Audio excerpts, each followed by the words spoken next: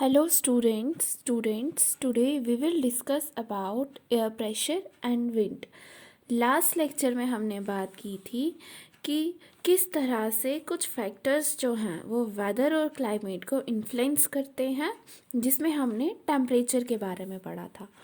आज हम air pressure और विंड की बात करेंगे। If I say that we are continuously under the pressure of air, would you believe me? अगर मैं बोलूं कि एयर हमारे ऊपर कॉन्टीन्यूसली लगातार प्रेशर क्रिएट करती है, तो क्या आप मेरी बात मानोगे? आप बोलोगे नहीं, ऐसा तो नहीं है। आप बोलोगे हम आसानी से अपने हाथ हिला सकते हैं, अपनी बॉडी आसानी से हिला सकते हैं, हम जंप कर सकते हैं, सारी चीज़ें कर सकते हैं। तो प्रेशर कहाँ है? प्रेशर होता तो हम नहीं ये सब चीज़ें कर पाते, लेकिन रियलिटी यही है, we are continuously under the air pressure. जिस एयर ने हमें सराउंडेड करके रखा है, जो हमारे सराउंडिंग में हमें सराउंड करके रखती है, वो हमारी बॉडी पे प्रेशर एक्सर्ट करती है। लेकिन हमारी बॉडी के अंदर जो प्रेशर है, जैसे ब्लड प्रेशर है, वो उस लेवल पर है जिस लेवल पर एयर प्रेशर है। एयर ने जो प्रेशर क्रिएट किया है और बॉडी ने जो प्रेशर क्रिएट किया है, दोनों एकदम बराबर है, तो हमें फील नहीं होता है। अब सवाल आता है, what is air pressure? Air pressure is defined as the pressure exerted by the weight of air on the earth surface. Air का जो वेट होता है, उस वेट से जो प्रेशर एक्सर्ट किया जाता है अर्थ सरफेस के ऊपर, हमारी बॉडी के ऊपर, उसे कहा जाता है air pressure. The air pressure is highest at sea level and decreases with height. Sea level पे हमेशा ज़्यादा प्रेशर रहेगा और जैसे जैसे ऊपर जाओगे तो एयर प्रेशर डिक्रीज़ होने लगता है। इसीलिए जब हिमालयाज़ पे चढ़ते हैं वहाँ कम एयर प्रेशर होता है।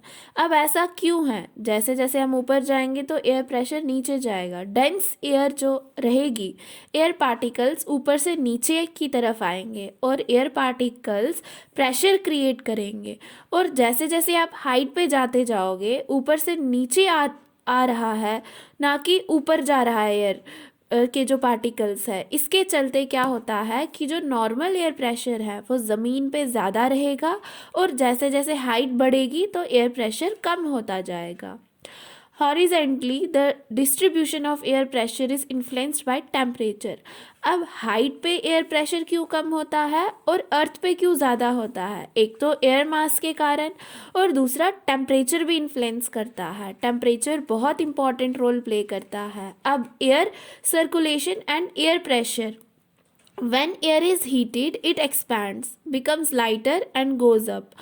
Cold is denser and heavy, tends to shrink down.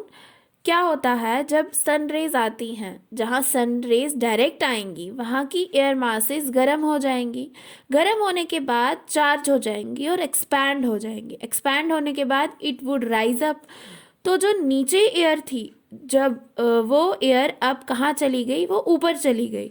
तो ऊपर जब जाएगी तो नीचे लो प्रेशर बन जाएगा। लो प्रेशर क्यों बना? क्योंकि सारी एयर उठ के ऊपर चली गई। ऊपर जब गई तो नीचे लो प्रेशर बन जाएगा। यहाँ पे एयर का प्रेशर उतना ज़्यादा नहीं है क्योंकि सारी एयर गर्म होने के कारण हल्की हो गई। तो लाइट जब होगी तो एक्सपैंड करेगी, एक्सपैंड करने के साथ ऊपर चली जाएगी। लेकिन जहाँ पे सन रेज कम रहेगी तो वहाँ पे एयर मासेस नीचे प्रेशर क्रिएट करेंगी, तो यहाँ हाई प्रेशर बन जाएगा। तो क्या होता है, हाई मासेस से, हाई प्रेशर से लो प्रेशर की तरफ हमेशा एयर मासेस चलती हैं, क्योंकि लो प्रेशर वाले एरिया में वैक्यूम बनेगा और वहाँ पे सारी एयर मासेस रश करेंगी। और जब हॉट एयर ऊपर चली जाएगी तो जो कोल्ड एयर है, जो कि हाई प्रेशर क्रिएट करेगी, तो कोल्ड रश करेगी सराउंडिंग एरियाज से टू फिल द गैप। इसी तरह से धरती पे हवा चलती है, हवा इधर से उधर आ रही है। इसका मतलब क्या है कि वहाँ हाई प्रेशर था और जहाँ लो प्रेशर मिल रहा है तो वो उस डायरेक्शन में जाएगी।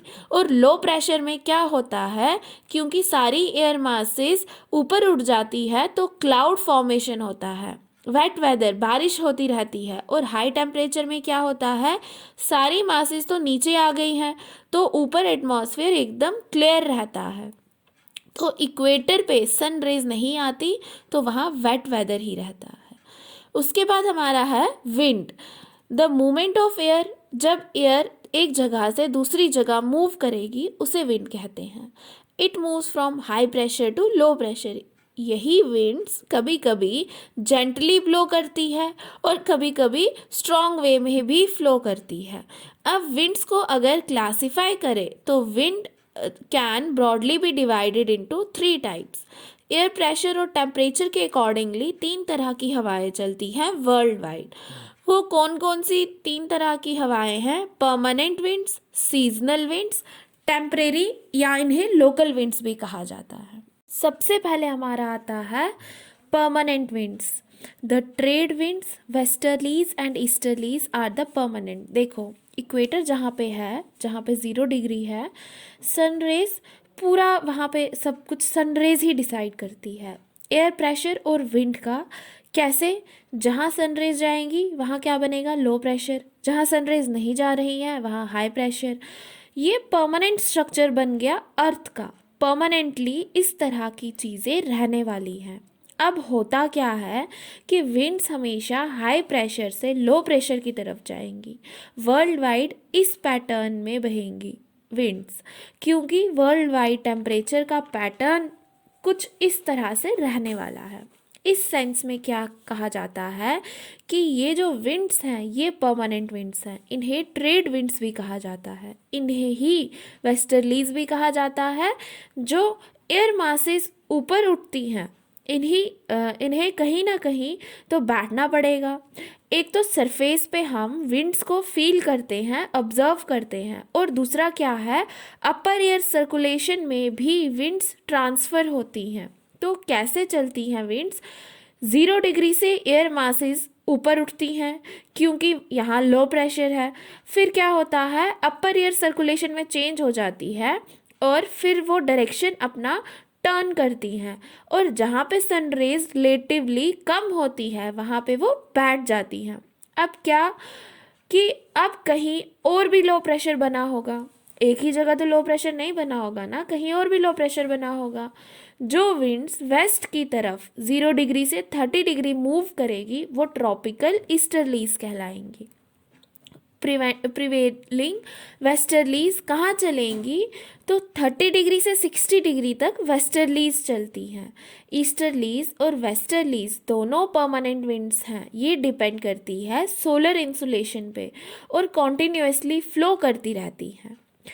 फिर आ गया सीजनल विंड्स। सीजनल विंड क्या है कि जैसे हम देखते हैं इंडिया में जब मानसून आता है, जब बारिश आती है, तो उस समय पे हवाएं कैसे चलेंगी? साउथ वेस्टर्न विंड्स चलेंगी। ये साउथ वेस्टर्न विंड्स इंडिया में मानसून लेके आती है। ये विंड्स कब देखने को मिलेंगी आपको? मई, जून, जुलाई, इन्हीं 2-3 मंथ्स के टाइम पीरियड में। तो इन्हें सीजनल विंड्स कहा जाता है, मतलब एक सीज़न में जो विंड्स आपको देखने को मिल रही है। अब मॉनसून में ऐसे चलेगी ये विंड्स, लेकिन मॉनसून ख़त्म होने के बाद ये विंड्स अपनी डायरेक्शन बदल देती हैं। तो जो विंड्स सीज़न के हिसाब से डायरेक्शन बदलती है उन्हें सीजनल विंड्स कहा जाता है। उसके बाद लास्ट है हमारा टेम्परेरी या लोकल विंड्स। जो विंड्स दिन में चल रही हैं या फिर थोड़े टाइम के लिए चलती हैं उन्हें लोकल विंड्स कहा जाता है। जो वर्ल्ड वाइड नहीं चल रही हैं, जो लोकली कभी कभार टाइम टू टाइम देखने को मिलती है। For example land breeze, sea breeze, लू। गर्मियों में क्या होता है कि बहुत ज़्यादा हीटअप होने के कारण गर्म हवाएं चलती है, उसे लू कहा जाता है। वो एक एग्जाम्पल हो गया लोकल विंड्स का। अब लैंड ब्रीज, सी ब्रीज क्या होती हैं? ज़मीन जो है वो बहुत जल्दी गर्म होती है और बहुत जल्दी ठंडी भी होती है। गर्मियों में आपने देखा होगा कि सुबह 9-10 बजे ही अगर आप रोड पे जाओ, अगर आप वहाँ पाँव रखोगे तो वो जलने लगेगा, गर्म होने लगेगा। लेकिन पानी लेट गर्म होगा, पानी जो है वो लेट गर्म होना स्टार्ट होता है। तो ज़मीन जब जल्दी गर्म होगी वहाँ पे लो प्रेशर बनेगा, तो वहाँ से वार्म एयर जो है वो जाएगी कहाँ पे, जहाँ पे हाई प्रेशर मिलेगा। तो पानी अभी गर्म नहीं हुआ है, तो सारी गर्म हवाएं आएंगी और पानी पे बैठने लगेंगी, क्योंकि वहाँ हाई हाई प्रेशर बना है। तो अब सी ब्रीज चलने लगेंगी, मतलब समुद्र से हवाएं ज़मीन की तरफ जाने लगेगी। रात में क्या होगा, सनरेज नहीं होगी तो ज़मीन उतनी जल्दी ठंडी होगी जितनी जल्दी वो गर्म हुई थी। लेकिन ये जो पानी धीरे धीरे गर्म हुआ था वो धीरे धीरे ठंडा होने लगेगा। तो ज़मीन जब ठंडी होगी तो उस कारण से वहाँ हवा जो है वहाँ हाई प्रेशर बन जाएगा और सी में लो प्रेशर बनेगा। तो अब विंड का सर्कुलेशन बदल जाएगा। अब विंड्स लैंड से वाटर एरिया की तरफ चलेंगी तो लैंड ब्रीज चलेंगी। ये था कि सी ब्रीज और लैंड ब्रीज क्या है। और हमने पढ़ा कि टेम्परेचर, विंड्स और जो एयर प्रेशर है उसका क्या इम्पैक्ट पड़ता है किस पे, वेदर और क्लाइमेट पे।